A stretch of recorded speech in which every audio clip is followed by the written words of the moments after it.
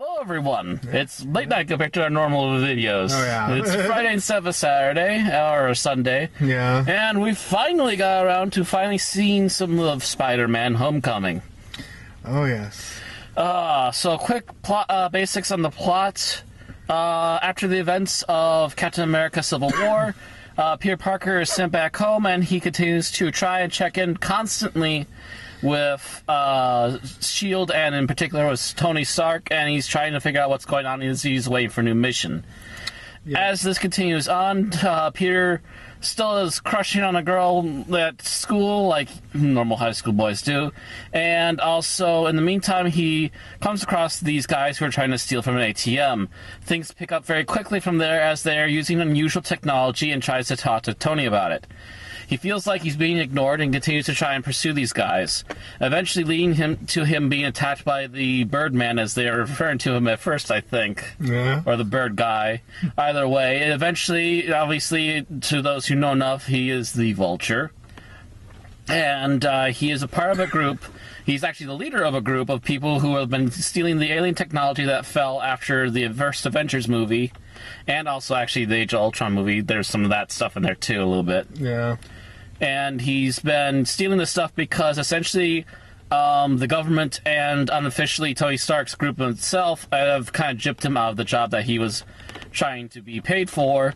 And they didn't pay him up front, and they didn't reimburse him for any of the work he was trying to do. Which, this is why you always get your contracts in writing. I mean, really. Yeah, seriously.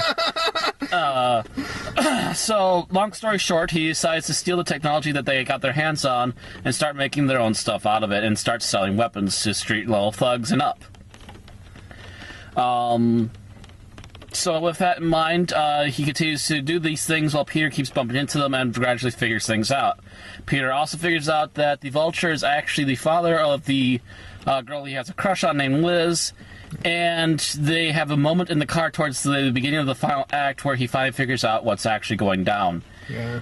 He decides that as much as he loves Liz and he wants to help protect her and his aunt and everything else, he feels compelled to use his powers for good and to help protect those around him, and pursues after the Vulture one last time.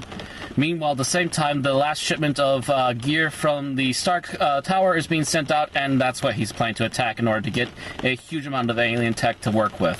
Yeah. Things go wrong because Peter's there and causing enough trouble as Spider-Man. The plane crashes. The Vulture tries to get away with the alien tech that he wanted to grab in particular, but his arc is failing. Peter tries to stop him, but he ends up just starting to fly off when he explodes. Peter runs in and actually saves the Vulture from dying in the fire, and then ties him up with the rest of the gear. Peter is given a chance to be a part of the Avengers. He does the extremely grown-up thing, which even Tony wasn't prepared for, and says no to joining the Avengers. And with that down, also we see a quick clip of the Vulture in jail. He tells the guy who's going to be Shocker that no, I don't know who he is. If I did, he'd be dead. Which is a bald-faced lie, because they're calling each other by first names, more or less, during that final fight. Yep. So, with that in mind, and also a quick return of the Spider-Man suit at the end of the movie, to which Aunt May got a glimpse of him in the full suit. Yep, that was a nice way to go out. A very interesting thing that we never got to see happening in the comic books, and I'd love to see what they're planning to do with that in the movies. Yeah. So with that in mind, we close on our bit of spoilers and our background on the story. Yeah. So, what all do we think of it in general? Well, it's a Marvel movie, so it's... I mean, Marvel movies are hard to knock. I mean, the effects are top-notch. Some of the scenes were... yeah, I like the Washington Monument just because of the yeah. I could relate to, like, the fear of heights on there. So, a bit, yeah. especially when you're at the tallest point and you can see all around you. It's just like, oh... Yeah. No, but screw like with the birds on the windows, like just sitting there, like fuck. Yeah. You, Mikey? Well, it was a good movie. Yeah. It was action packed. It was funny. There's heartfelt moments. Yeah. Hard fart moments. For moments too, apparently. A little. Oh, the Pierce friend was hilarious. Oh yeah. The He comes up. He almost gets borderline annoying after he finds out about Pierre being Spider-Man, but then slowly starts to redeem himself as the movie continues to progress from there. I mean that's most over the top. That's the most over the top and annoying he gets, and then he starts to kind of peel back the layers and gets to be a better guy and, for the most part, reasonable friend if he doesn't quite catch on right away anyway. Yeah. Nice touch with Vulture being the father too of the. Yeah, that was an extra twist. I didn't see that coming, so that was nice. Liz, I think in the original Spider-Man is, unless I'm getting it mixed up, I think she was actually a gal that worked at the Bugle. Oh yeah. Originally. So they did some obvious changes with things, and I think I saw a blonde girl that could have been Gwen Stacy, or a reference to her, at one point. Just before Liz was going to leave, you saw a little blonde girl giving her a hug and everything, then stepping out of the way. I mean, that looked so deadpan Gwen Stacy to me. It's almost like, are you doing it? Are you going to do it? Are we going to see the Green Goblin? Yeah. I mean, as much as we've already seen the Green Goblin, I would like to see him done really well. Oh yeah, because they actually were planning to get a like fully emotive costume for him. Oh yeah. Like with expressions and stuff. You can find it on YouTube. Oh yeah. And I'm shocked they didn't go with it because it worked so well. Oh well. Someday. Do it, Marvel. Want to give one of the other characters a try. Well, and that's a fair shake. We should give some more of the other characters a try. And the Vulture was an interesting. Also, the way I saw it described to me, and I kind of like the idea too, is that we have all these big heroes doing these big heroic world-changing event things. Let's go down to basics. Let's go blue collar. Yeah. Spider-Man is a very blue-collar guy on the streets kind of hero. He'll do everything from saving a cat to punching out Dr. Octopus and Magneto when they're trying to, like, destroy the world or something, you know? And that's exactly what we need for a Spider-Man movie, is we need to start at basics first. If he's ever going to build up to the guy who can help save New York single-handedly, we need to start from the beginning first. Otherwise, it's going to be too unrealistic, way too quickly. Mm-hmm. He's going to be the guy that'll get rid of the bomb that's going to destroy the city, kind of thing later. Yeah. Guarantee you. In, like, no time at all. For the next 5 years. So with that in mind, so general like this, the movie, the acting. Oh yeah, it was really well cast. Extremely well cast. Both Peter as well as the Vulture in particular. Yeah. They worked well on screen together. They work well individually as well as together on screen. Keaton as the Vulture. Oh my God! I never knew he could play Jack Nicholson. Yeah. Yeah. I did not know he could play intelligent, not completely crazy Jack Nicholson. He does amazing with it. Yeah, I know. Yeah, it was a good he can play dramatic, he can play silly, and he can play it all very, very well and subtly. Yeah. Like, this is an actor who obviously didn't need the sledgehammer subtle hit over his head. He got it. Oh yeah.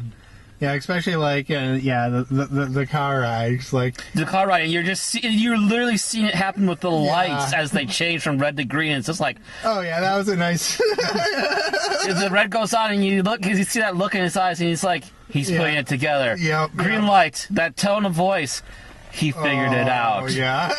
Squirm, you're trapped in the car with the guy that you've been fighting with for the last couple of weeks, and he could probably kill you. Yep. Oh. And then yes, the new actor for Spider-Man. We only got to see a nice exaggerated cameo of him last time with Captain America, but he so owned that. And I think the scene in particular that owned it for me is the scene where he's under the rubble, because that's also a thing I should have actually mentioned before. That's actually a popular scene from like the '60s when he was first in the comic books. Oh, okay. There was actually a scene where rubble collapsed down on him like that, and this was during his time with Dr. Octopus, which was the second most epic thing he did back in the early line, was Dr. Octopus, because he just completely pwned him. Oh, And then the first time they fought, he literally just brought the house down on him. And then there's this epic shot. The first time they ever did a full-page spread was in Marvel was Spider-Man lifting the rubble above his head, finally finding the inner strength to actually continue on and fight back, despite how beaten he got.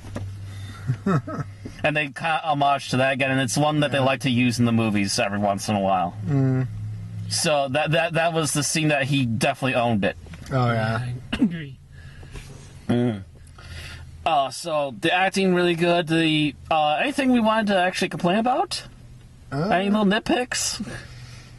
Nah, like, Well, I know you had a little bit of an issue yeah, with but the. I'm okay with it. Well, and after explaining it, yeah. it's mostly just that. Essentially, it's the one nitpick was how did they survive the blast? And well, it's like, well, it kind of just aimed up and then maybe it Yeah. hit things and branched out. yeah, I mean, I must have missed it. Like I was sitting in the theater. and But, watching the elevator. energy mostly just kind of went up when it was in the elevator I originally. missed it because I was like, I saw the elevator, the explosion happens, and like I was like, why are the people in the elevator not died? Like it's just, Other than, let's Yeah. not kill them right away and let's well, save yeah. them. Other than the obvious reason, Spider-Man needs to save them. Like, yeah. But that's my explanation on that and why it didn't completely kill him. Also, it was like a tiny little thing about Yeah.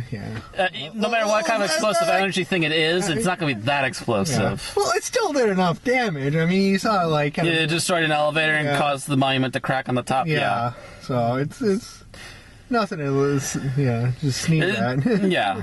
And it obviously shocked everybody in the elevator. Oh yeah. So, no real major nitpicks other than what we've already kind of figured out for ourselves. Yeah.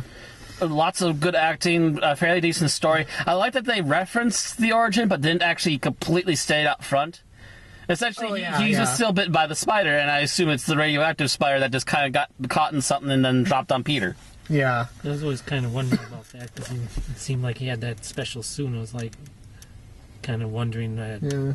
It's like, did he get bitten by the spider? Because it's kind of like hard to tell. I mean, he's got the obvious spider-like abilities, and he's using the web Yeah, shooters. But what else details him to being Spider-Man? And then they finally mention in this very quickly that it was a spider. How hard did it bite you? Can you spit venom? Did it hurt? Did Yeah. it hurt? I bet you it hurt a lot. And he did like a backflip Yeah. too and stuff. Mm-hmm. So it's Yeah. like, well, I think we got But it's- those powers a bit still.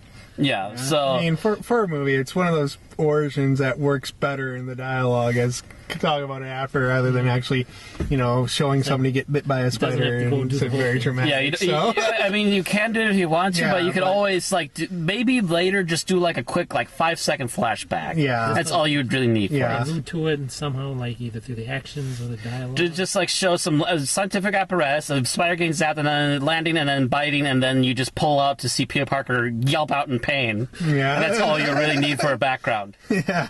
5 seconds, done. Yep. So yeah, but yeah, the dialogue was a good way to do it. Yeah, and then the introducing that, it was still bitten by a radioactive spider of some kind. Yep. Yep, that's good enough for me. Yeah. Also, I like the little touch of 80s music, because 80s just doesn't seem to want to die right now. Oh yeah, it's very nostalgic right now.